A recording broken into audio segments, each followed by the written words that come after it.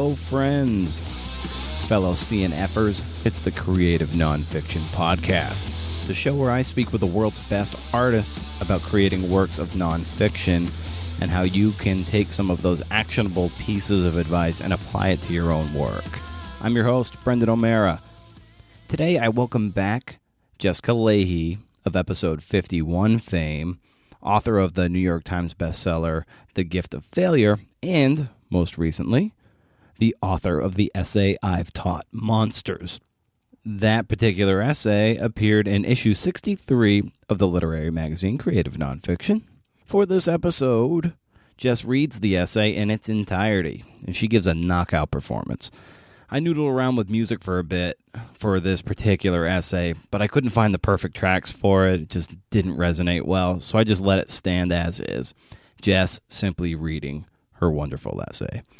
Before we get to her reading, I want to ask you something. What are you struggling with? Is there something in your work that's giving you trouble, or are you hitting roadblocks? Do you not know how to start?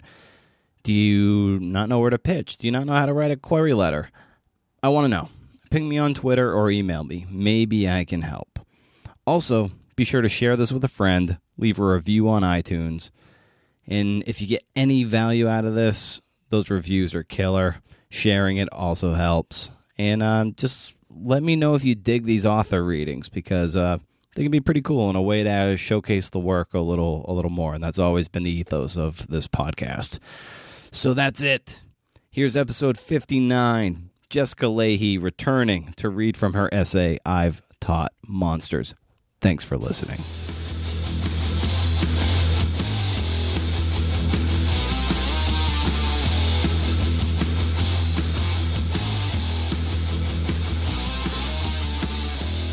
This is Jessica Lahey reading I've Taught Monsters, part of the Creative Nonfiction How We Teach, issue 63. I've taught monsters, ancient, ravenous monsters. Scylla and Charybdis, Grendel and his mother, and Polyphemus hurling rocks at the sea. Their stories are best taught out loud and without irony, lest dramatic interpretation give way to camp. When Beowulf dives into the heaving depths of the lake in pursuit of Grendel's mother, I let my voice slip down as well into dramatic, low tones to convey the dire threat as the hero observed that swamp thing from hell, that Tarn hag in all her terrible strength. Then pitch my voice up into a frenzied crescendo, volume rising in tandem with the stakes as Beowulf struggles to clout the fearsome she-monster on the head with his war sword. For over a decade, I taught monsters to the compliant, privileged, and well-nourished learners of a private school. My duty was clear: to guide them through the rigors of a classical middle school education, thus ensuring acceptance at the vaunted secondary school of their parents' choice. No matter how earnestly I threw myself into a no-holds-barred dramatic monologue, the vast distance of Beowulf's time, language, and culture from our own would blunt the impact of the Tarn hag.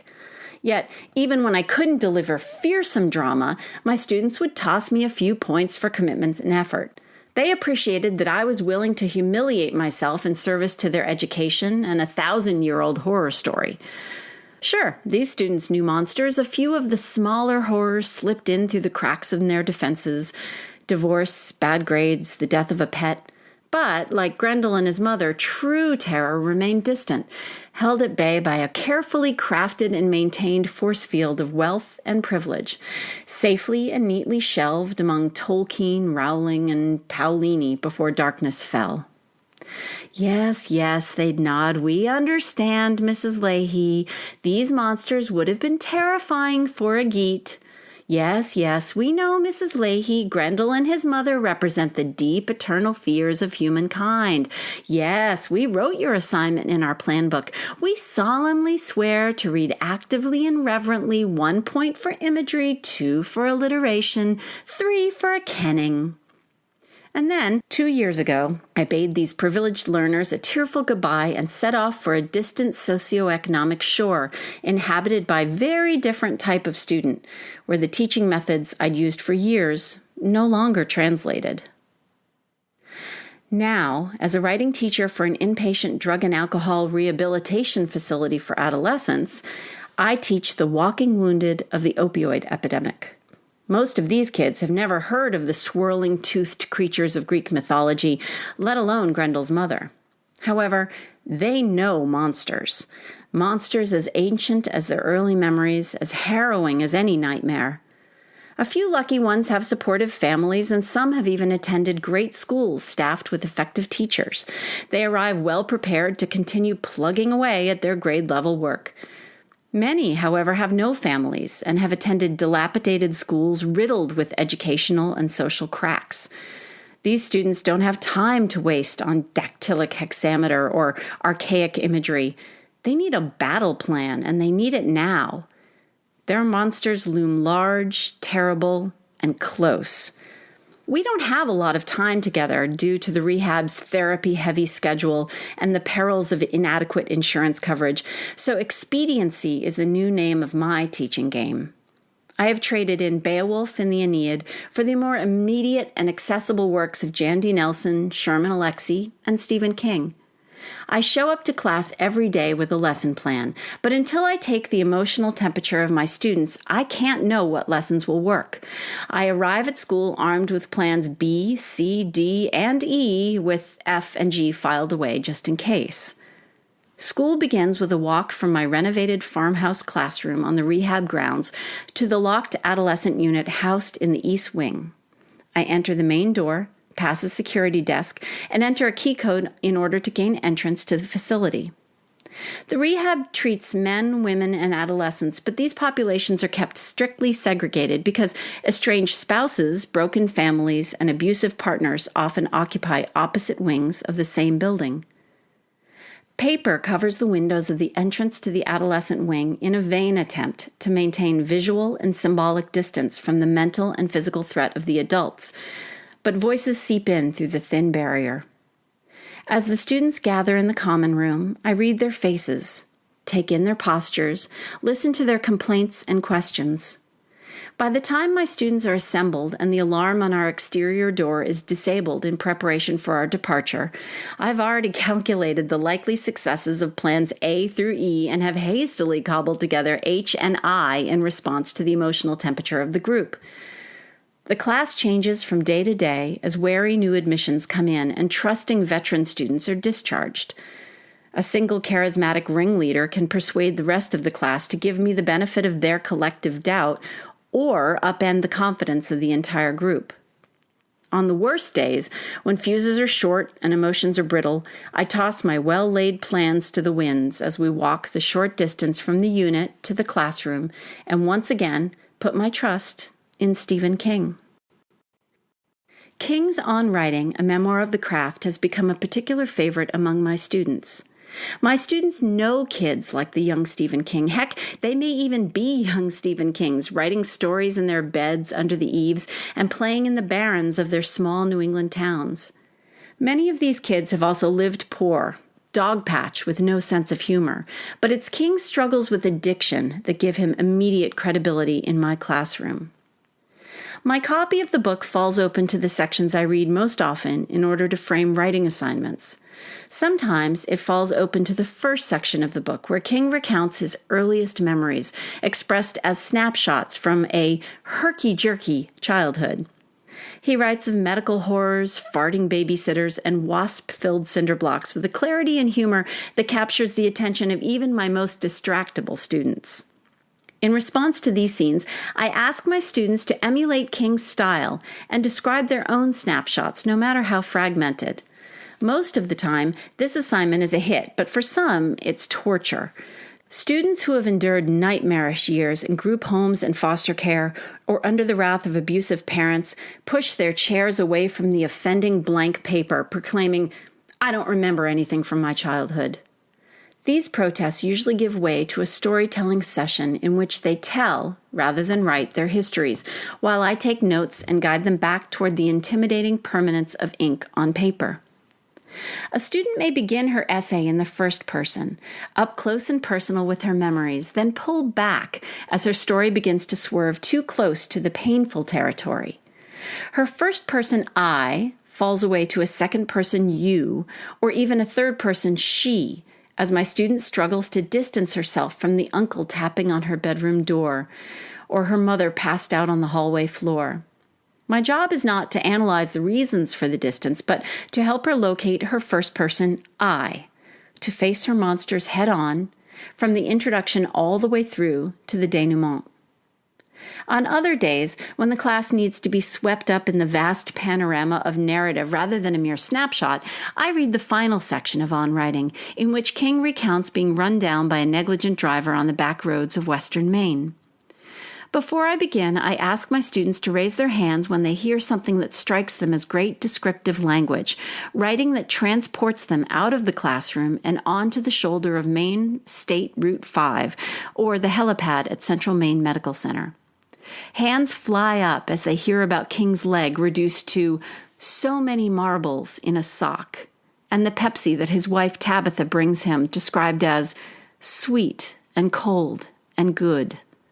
Maybe, just maybe, a student will remark that the description of the Pepsi sounds a lot like the plums from the poem I read to them the week before, which were also so sweet and so cold. It's only happened once, but it was glorious.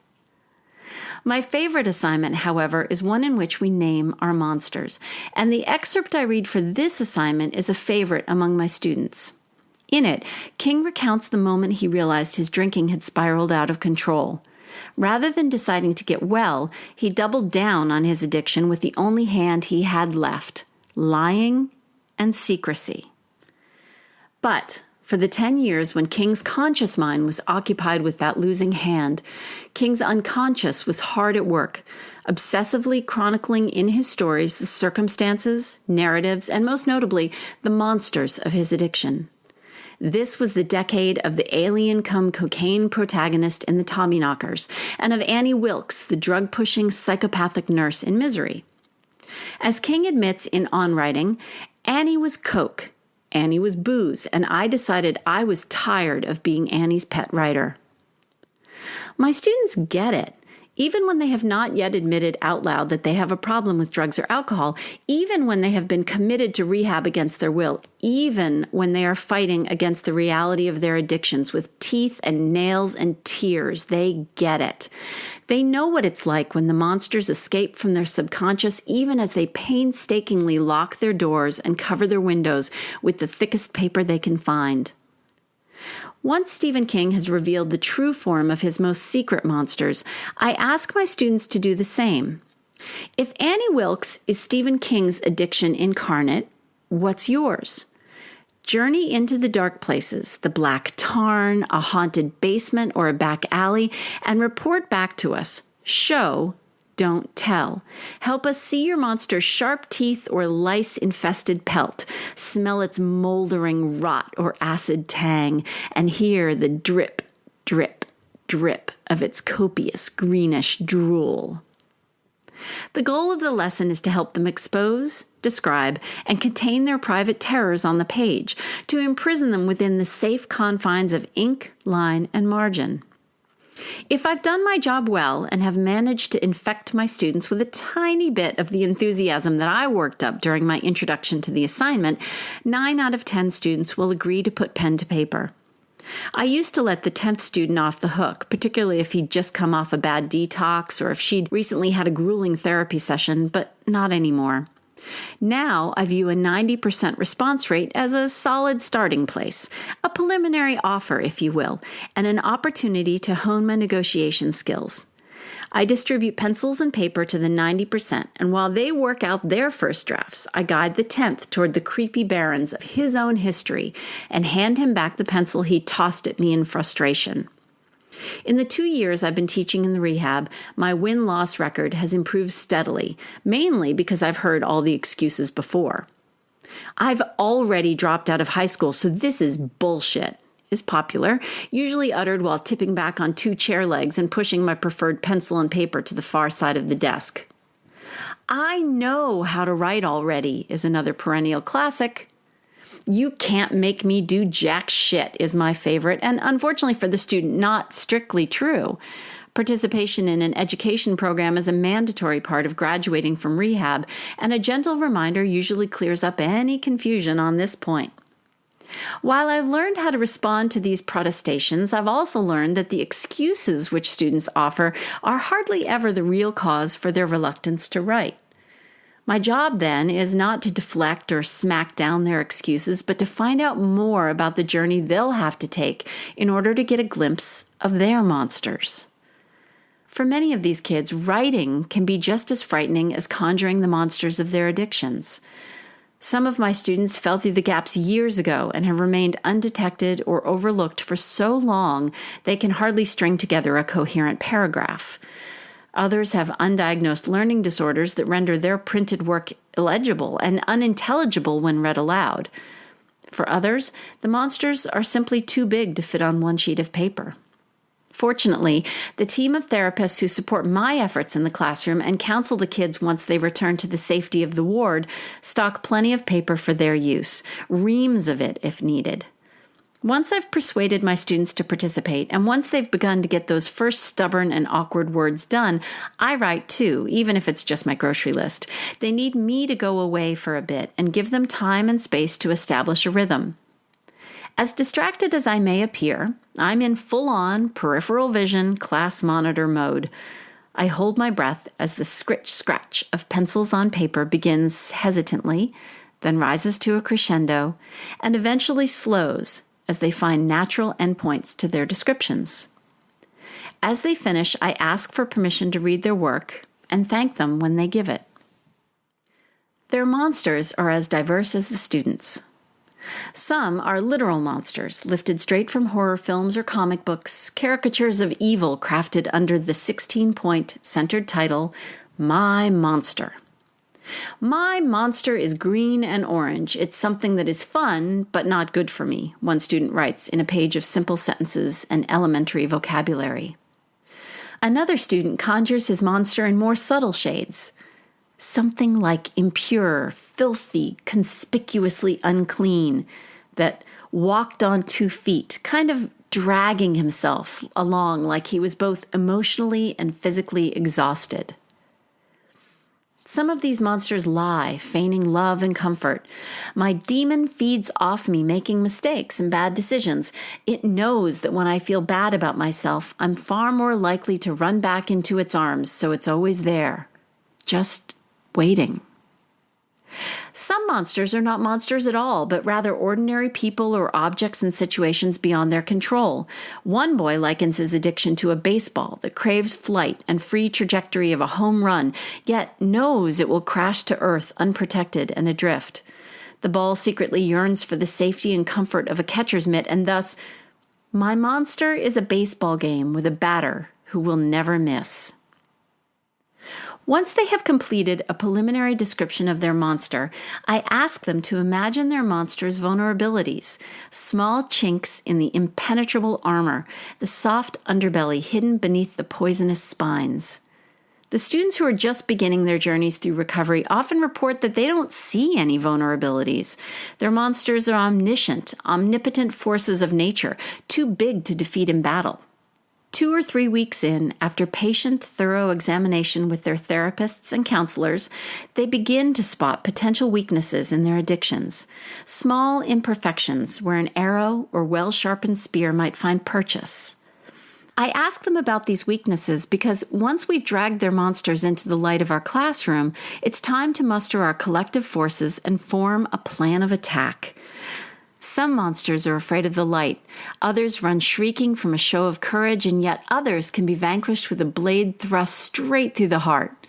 We plan, we muster, we sharpen our weapons, and we find the surest path to victory over our addictions incarnate.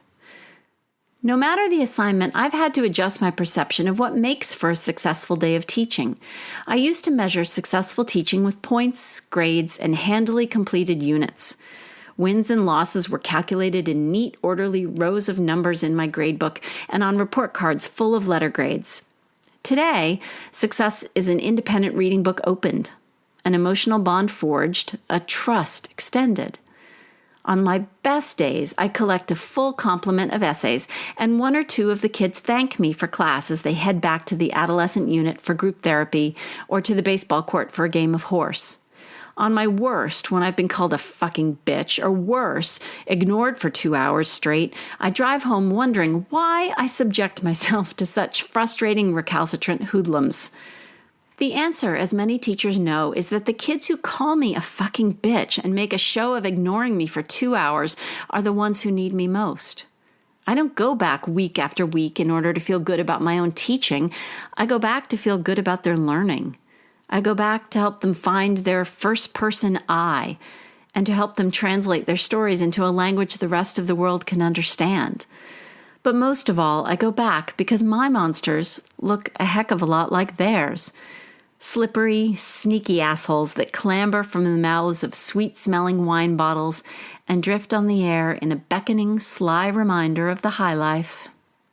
Sure, I miss Grendel and his mother, and I admit I can no longer recite the family lineage of Scylla and Charybdis with the ease I once did. I miss being able to go on autopilot, knowing my students will complete an assignment on their own while I get some grading done.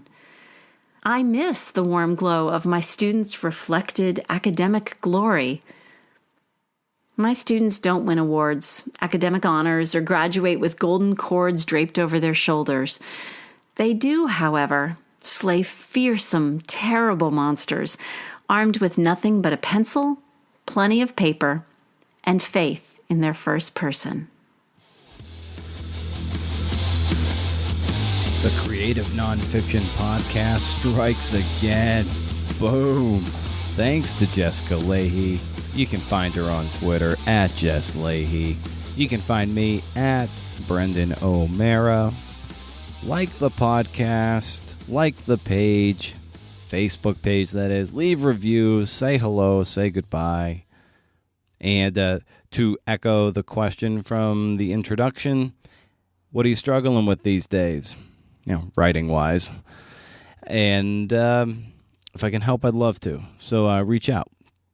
Also, it's Saratoga horse racing season, and some of you might not even know that I write words as well. My first book, 6 Weeks in Saratoga, How 3-Year-Old filly Rachel Alexandra Beat the Boys and Became Horse of the Year, came out in 2011, courtesy of SUNY Press. It's a timeless story about the track and specifically that 2009 racing season.